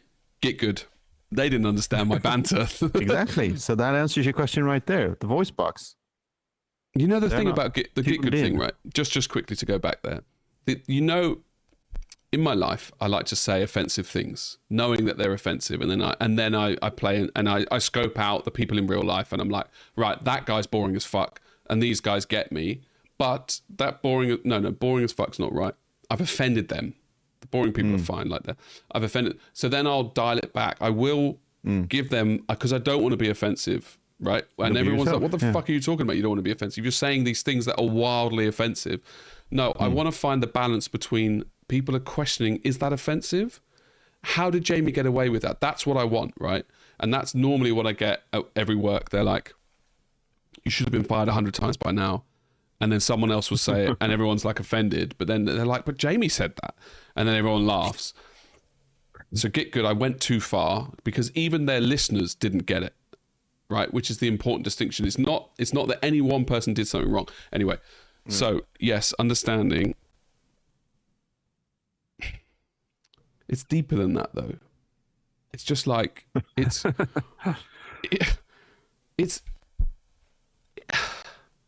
yeah. You know, I cannot grasp it. It's a computer works, and I get how a computer works, and it's really. It's way weirder though. No, right. Well, okay. Makes no sense. Look, if you do that, it looks like you don't have real hair. yeah, this is impressive as well. But Thanks. some pieces of metal put in a certain way, Yeah, and they it's fucking magic. Like, and they generate things now, and some pieces AI. of metal think now. So I never, Well- I will never get this. Well, it's an amazing science, like a microchip, and the levels that they're doing it, and all those kind of things are just bonkers. And now you have quantum computers as well, which, okay, they're not really ready yet for any real use, but yeah. And then the whole concept of a programming language and built on a programming language, right? So even when you strip it back and you're like, okay, you've got a processor which understands zeros and ones, like you go back to the 1960s, 50s, 40s. Or you go back to like Alan Turing and code cracking, and like that feels really analog in a way that's supposed to make us understand how that could turn into a computer, but it just makes it way weirder to me. But it's just it's I mean, the Matrix touches upon it. It's just systems built on systems, right? Yeah. And that's all a computer is. It's so you've got that basic concept, like A as a character is, I think it's 8 zeros to make it a bit, right? And then a B will be 8 0 or 7 zeros and a 1. Yeah. Right? But even the concept of an A and all that shit is mind-boggling for a computer to understand. And then so they are very, very complex, and I understand the concept behind them. Probably the thing is that you understand voice boxes more than you understand a computer. So then I see. You know how they work, and the fact that you understand every single thing about how a voice is created, it mesmerizes you more about the complexity of it, I guess. Well, it just doesn't. It's just a thing, cartilage that sits in your throat, and then. Yeah, I know what is. No, I get it. But the thing is, its evolution has just worked it out, right? Obviously, people who could communicate better back then with grunts and whatever had an evolutionary advantage over the bloke who didn't evolve in the same way, right? And then he was fucking more women than the guy because he was screaming louder, or whatever the apes wanted. That makes sense. Yeah. So I get it, and then that you just extrapolate that over. 100 million years, 400 million years. But it's just crazy that it's so fun, and it's just you're just pushing. I don't know, man. It's fucking pissed me off. And computers, I feel like I understand more than a voice box. I get what you're saying, though. It's simple. Anyway, that's it. We're gonna do faction feud.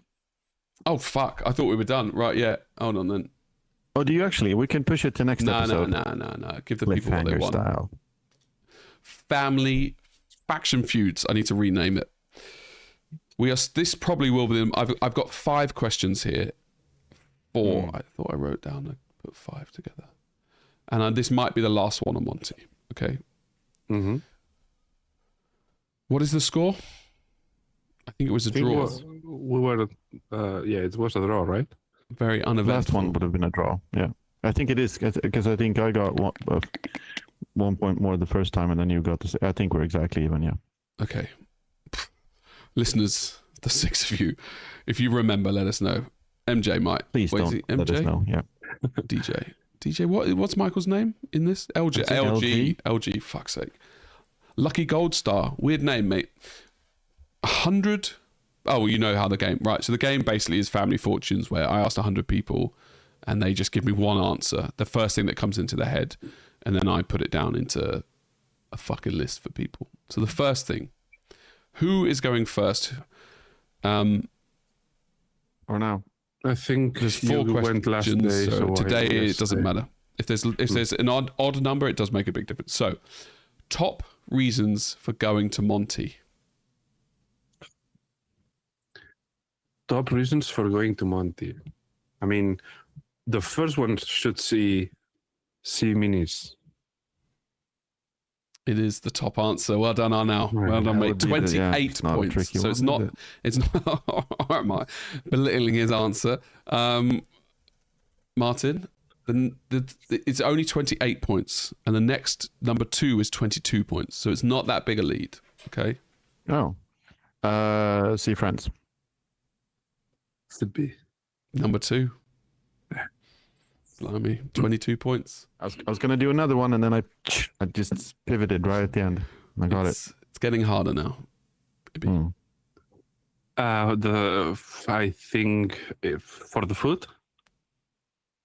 It is on there, but it's not the best. It's number 5 on the list. It's my number 1 now, so thank you. I know.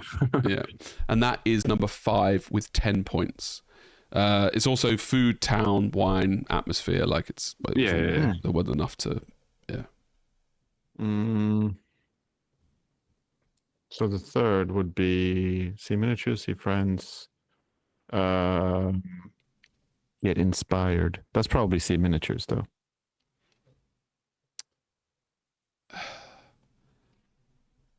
It is, but there is.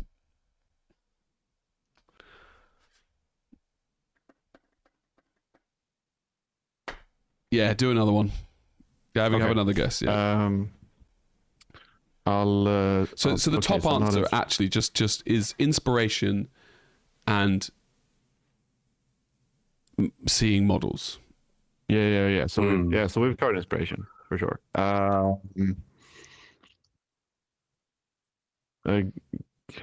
Maybe like get ideas. Is that the same thing again? That's inspiration. I think that's Fuck. Let me think of another way to inspiration. Literally just saying the same thing over and over again. I'm trying to think what people might have. I would have only had like one answer to this, which is food, obviously. There are. We spoke about it annoyingly. I was a little bit disappointed that our conversations were going this way.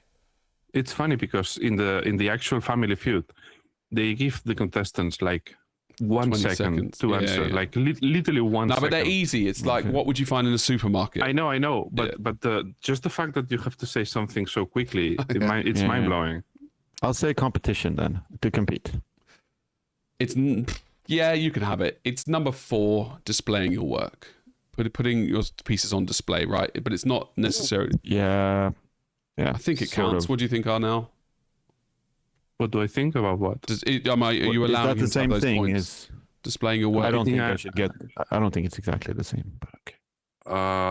I mean, yeah, it is. Huh? Okay. Now you're winning by 2 points. That was a 12-point answer. Okay. Martin, there's only one question you can answer now to win. Yeah. Unless you get. So for me, the third would be. I need a clock. That's what, next week I'm going to have a clock and you've got 30 seconds, all right? So I guess maybe we've said that already, but meeting new people. But we kind of said meeting people, but not new. We said friends. Extrapolate out. I've used that twice, weird. Build on that answer a little bit and then I can give it to you. So meeting friends for the first time? No, it's not on there now. I'm going to have to say it's not on there. And Martin, I'll give you a quick. You can have like 30 seconds on this because I've given a bit of a hint. Yeah, I guess if it's not meeting people for the first time, meeting friends.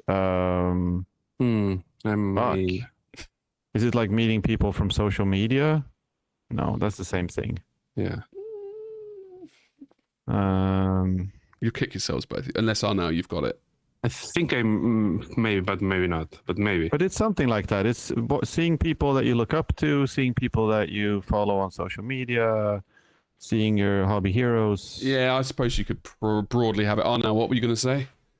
Yeah, what were you going to say? Well, I was going to change completely, but because I thought that this was already covered. But is on the meeting people? World-class painters, getting advice and social media heroes. Well, I was going to say learning, but yeah. Well, okay, fuck it, Martin, you have that. Right, this is the last guess, isn't it? Whoops. 42. Oh, now you have. There's another. You have. Oh, do we only do 3? Okay, sorry. Fuck the rules. Right. Well, that means Martin wins that round by 4 points. He just pips you at the end. And the other ones you had. We sort of kind of collaborated on that last one, but fair enough. whatever. You have number 6, learning new techniques or ideas. And then the last one is buying paints or materials. Yeah, I was gonna say shopping. Because a lot of people go. I guess some for the people bases. did that. Buying Yeah. paints of all things. Paints. Well, there's Chimera there. There's a couple, but materials. There's a lot of the really posh wooden bases that they don't ship. Yeah, Il Basetta. That's a good reason to go to Monte, though. Name a type. I mean, this is a bit more boring, and we might have done it, but the type of type of piece that dominates Monty's tables. Type of piece. Oh. I go first. Yes, please. Type of piece. Is my mic better, by the way, Arno? Is my mic better? No. It's still shit, is it? Yeah. Fair enough. I'll just say busts. I don't know if that's narrow enough. Martin, you've hit the jackpot there. That is number 1. Okay, well, that's literally what it is. I would have thought it would be like historical busts or fantasy busts or No, you're fine. Lucas Pinochet or something. Yeah. Yeah, or No. Fuck that. Paris busts. Okay, so busts is the number 1. Number 127. so the other options are like 75 millimeters and 28 millimeters and stuff like that, No. or more specific. It's a type. It's a type of conceptually. What type a type of entries? Okay. Yeah. Right. Type of like dioramas. Good. You two are on fire. That's number 2. Well done. Okay. Damn. That is a fucking bullseye or now. Yep. Well, yours was more of a, but yes. Mine was actual bullseye. Yeah, his was like the little. He nubbed the. Fuck it. Carry on. Next Thought one. about it more as well. Like busts is just that's literally what it is. What else would people say? Well, the storytelling entries, I guess. They come under. I did that under diorama That's scenes. dioramas. Okay, yeah. Sculptures, scratch built clay sculptures. No, it's not a. No, sorry, mate. You tried though. Yeah, I did. You don't get those at all the competitions either. They actually have them in Monte. That's true. That is true. It's true. Jason would have said that. I didn't ask Jason though. Like unique pieces, like originals. No, that's what he just said. So I guess you weren't listening. No, I meant like the bare unpainted. Yeah, green sculptures. That's what I now meant as well, right? No, it's not what I mean. No, you mean just like one-off unique things that are made for the. Yeah.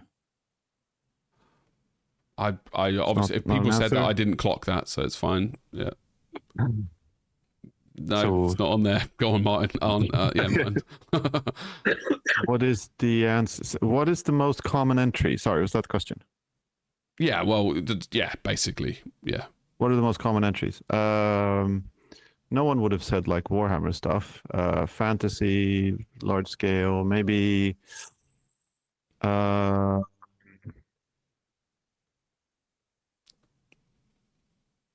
No, but we've like covered everything with busts and dioramas. I have no idea. Tanks. Yeah. There's no way anyone said that, but No, it's number 6. 6 people. tight. Large centerpieces, tanks, monsters. Pieces. Last answer now. To win, you need to answer with number 3 or number 4. Yeah, you've got this. I don't even know if it qualifies as an actual answer, but historical. That is number 4 now. Well done, mate. Boom. Which was weird because literally, Martin, you said that and you said fantasy single and you said historical, but then you went with tanks. I just thought that was too generic because Yeah, now the first bust thing is you said generic, was though, like, a oh, is the diorama. other thing 75 mil or historical or whatever. So I fucked up with my question. All right, I get it. Well, fair enough. No, you're right. You're right. It's just we could have answered that more specifically. I just thought that because we decided that it wasn't quite as generic. Isn't a single miniature.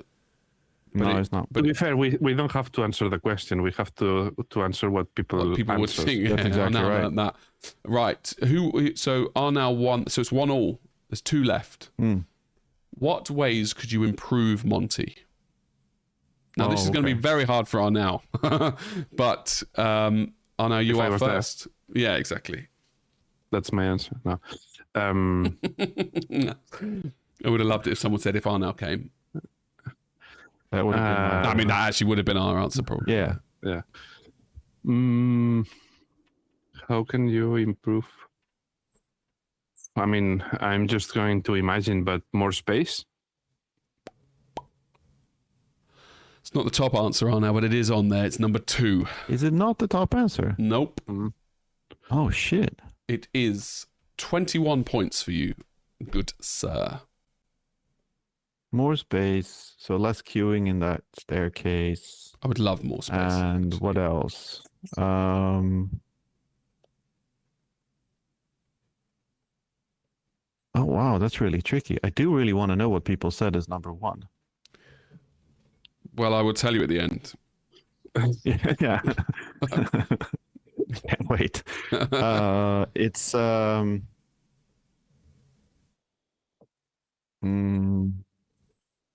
People said they enjoy our silence pauses. So yeah. Like they really enjoy them. Oh, is that what they meant by pauses? They might have meant this when we just not. I think so. Yeah. No, but he said that you went for water. So yeah, but I think I paused then. I'm like, but clearly not. Cut that out. No, you're more than welcome to mute this podcast if you're listening to it. You'll get the full experience. I could pause, but I'm not going to. This is much more live and breathe. This is the end anyway, right? This is like an Easter egg for people. Yeah, exactly. The bonus extra material. The best way to improve Monty, people think, is I've absolutely no idea. Other judges. No one's going to say that. They're quite happy with the judges, aren't they? Yeah, but no, is it to do with? Yeah, no, that's my answer. Sorry, yeah, I said a thing and it wasn't. Don't want to right. give him a clue. Go on now. Better lighting. It is on there. It's number 4. 12 points. Now I have to say I'm surprised because the lighting is actually very good. Yeah. The lighting's pretty good. That's what they say about Golden Demon, is that it should be more like Monty. Yeah, and people use Monty. Golden Demon is the worst competition. That's going to be yeah. Well, I'm looking forward to asking people that.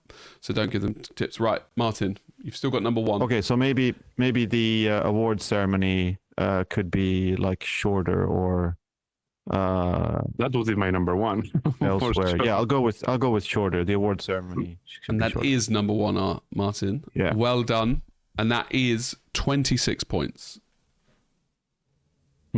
Last answer, Arnau. This is all on. This is basically if you get one, you'll win. This is weird. There's one very weird outlining answer here that I wouldn't have thought of.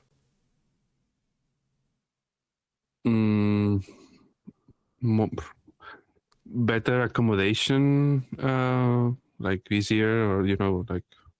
That's probably one, right? It's number 3. Yeah, Hotels, there it is. Airbnb, 15 points. You can answer for fun, but Arnau's won that one, I think, because they've all been eaten up. What was number 1? Is that the one I said? Yeah, the ceremony. Yeah, that was the award ceremony. So we've got award ceremony, more space, nothing to do with lighting, more vendors, maybe? No? No, but I'll give you the rest. The next top answer you could have had is being able to take photos easily. In Monty, they shout at you if you lean over. Less people, yeah. Yeah. Then you had more seating area, rest areas, which I kind of semi-disagree with. I thought there were plenty of places to sit down. Earlier opening hours, that I completely agree with, but it's not my main gripe. And then more workshops, artists teaching you, and they're the answers. So yeah. But yeah, the award ceremony is a particular frustration for people, apparently. It is long, and they talk shit. They don't need to talk that much shit. Yeah. No. They're really long. No offense if you're running Monty. 100 people. Oh, yeah, right. Top reasons people say to not going to Monty, why they wouldn't come. This is another one? It's the last one. This is the winning one. So we are going full. Yeah, okay. Yeah, fuck it. Then I don't So have to do it's- Monty again. It's No, why do people yeah. not go to Monty? And Martin, you're up. And you have to yeah. win this. It's 2-1 to Arnaud at the moment. I don't know. So the top reason would be the accommodation. Well, that's a no then. There's nowhere to stay. No, why I didn't it's go. not on there, yeah. I would say the dates, that they're close to other shows. That's my reason. Someone has to think like me. No, I've not what I'm It's also. I'm trying to think when I collated these, I might not have thought, and it might have actually been a good one, but both of your answers are under something else. So just you can Okay. both have another question, another answer if you want.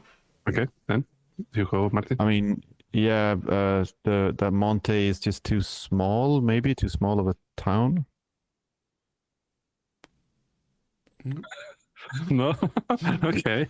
I mean, vaguely, kind of. No, it's not. I think we need to be a bit harsh with What- the way you wrote the answer is how we Okay. should answer it. All right, fine. Then yes and no. Because it's expensive. Top answer. Yeah, Top which answer. comes There it under. It's hard to Yeah, find yeah. accommodation, right? But I would, yeah. To so be fair, too expensive travel yeah. To costs. be fair, that's not the only reason why I said accommodation, both because it's expensive, but also it's There's literally there's not that many places to rent. which make it go. Yeah. Well, yeah, I agree. And So it's actually not. It's not exactly the same thing. If I was talking about Essen, that's more like there are hotel rooms even in summer, but it's super expensive, which is a different thing. Monte is more like there are literally no rooms. Yeah, it's an Okay, so expensive trip. Arnaud overall. got that one. Good work, Arnaud. Yeah, take care of that light. Oof, We've got like 1 minute left. that sweet bright white light, baby. Makes me look pink. Go on. I'll do this. Who's Jesus. next? Is it my turn? Yeah, it is my turn. it You is got my- one. It's my turn. Fuck. Reasons not to go. Expensive. Yeah, expensive is the only reason people don't do anything. I mean, Some other. It's hard when you're looking at the answers. The host says quiet though. competition. No, nothing to do with competition.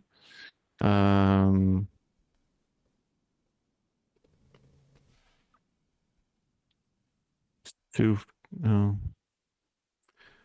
Too small was too expensive. I think I may have one. Understandable. People don't think their painting is up to standard. I mean, everyone who's there is going to say That is so no. that's That good. is on there. That is the fifth answer, Martin. You get 9 Wow. points. 9 points. If we were on Intimidating the by real stat. show, we would shout, "Good answer, good answer!" And High five. Yeah. We're on Family Feud, yeah. mine would be that it's difficult to get there. Like there's no. And now trains you've or- basically won. That is answer number 2, and it's difficult to Really? get to too far. Yeah, Fuck. because there's no I was public onto transport. that with the too small of a city. Man, I should have just. I mean, I'm an expert on not going to Monty, so this is my career. It's unfair. That's true. Right, last one then, Martin. Yeah, just for the sake of completion, I guess Arnaud's completely dominated this round. He's done well. He's got 59 points out of 100, so he's literally I mean, damn. yeah, he's literally won. The man refuses to go to Monte. This is his field. Yeah. So, reason not to go is fucking. It's actually 49. They have. Italians. They would rather go to other competitions. No, but that should have been. I will give you the answers. Work commitments is number 3. Mm-hmm. Family commitments is number 2. Mm-hmm. I'm intimidated. It's too busy, which comes in the size. So that's why I was like, This one I understand, but the other two are for literally every single trip that you can do in a year. Like Yeah, they're That's not for like specific. going. Still, That's it's- for like seeing your friends on a Exactly. weekday evening. That's, yeah. there's still a reason why they don't go, and then don't feel good enough yet. So they are not good enough to paint. I realise it's probably under 5 as well. Intimidated, but there you go, boys. It is literally that. Yeah. All right, calm down. Good job, Arnau. So 3-1. That's a comprehensive defeat, but that means that the score is 1-0 to Arnau, or 2-1 if you want to get technical. But let's do the difference. Be easier to track. Season 2 was really good. 4. Episode 2 of season 4 was even better. Do you know, there's this thing I really like doing on YouTube. I don't know if you've heard of it. Liking and subscribing. I'm a big fan. I'm really interested to see if that makes any difference on the old algorithm-y. I think you get a lot for your likes and subscribes as well. For anyone who wants to like and subscribe, your life is going to get like that much better. It's just gonna... But in that order, like and subscribe, you cannot subscribe and then like. You have to. I think I'm assuming YouTube just doesn't give a shit about that, and they'll. Because if you've already subscribed, then you've got a lot of liking to do. They already like it. To be honest with you, I don't want to play the game, but from now on, I will say like and subscribe. We just said it like 25 times. But I'm not going to play the game. I'm above that. You don't need, when you're me and you're happy with like the absolute dregs of society. Well, yeah, okay, but that is true. Then it doesn't matter who comes and listens. However, there are some people I don't like, and I would really prefer they didn't listen if they ever do. Mm-hmm. So I'll just put That's an interesting avenue that you are opened here. That's the meat of it. Yeah. That meat of it of the. Come back next week to hear Jamie's least favorite people. Yeah, right. Good time to end. See ya. Okay. Good. Discord.